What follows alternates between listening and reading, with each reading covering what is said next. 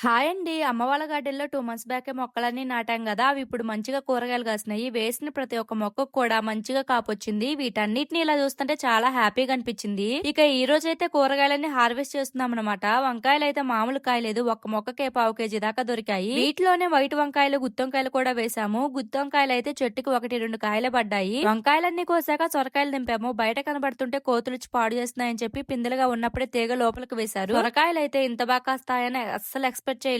ఒక్కొక్కటి 3 kgs, 4 kgs దాకా ఉంది. ఇక లాస్ట్ ఇయర్ బీరకాయలు అసలు కాయలేదు. కానీ ఈ ఇయర్ మాత్రం మంచిగా కాస్తుంది. తీగ నిండా పిందెలే. ఇట్లా మన గార్డెన్ లో మన చేతుల మీదుగా పెంచిన మొక్కలకు కాసిన కాయలు చూస్తుంటే ఉండే సాటిస్ఫాక్షన్ మామూలుగా ఉండదు. కాకరకాయలైతే ఆల్రెడీ 2 డేస్ బ్యాకే కొన్ని కోసాము. ఇప్పుడు మళ్ళీ తెంపుతున్నాం అనమాట. ఈ రోజు ఏమేమి కూరగాయలు హార్వెస్ట్ చేసామంటే దొండకాయలు, తెల్ల వంకాయలు, నార్మల్ వంకాయలు, కాకరకాయలు, గోరుచిక్కుడుకాయలు, ఒక్కటంటే ఒక్క బీరకాయ దొరికింది. అలాగే 3 బెండకాయలు, 2 సొరకాయలు, ఒక దోసకాయ, గుత్తొంకాయలు దొరికాయి అనమాట. వీడియో నచ్చితే ప్లీజ్ ఒక లైక్ చేయడం మర్చిపోకండి.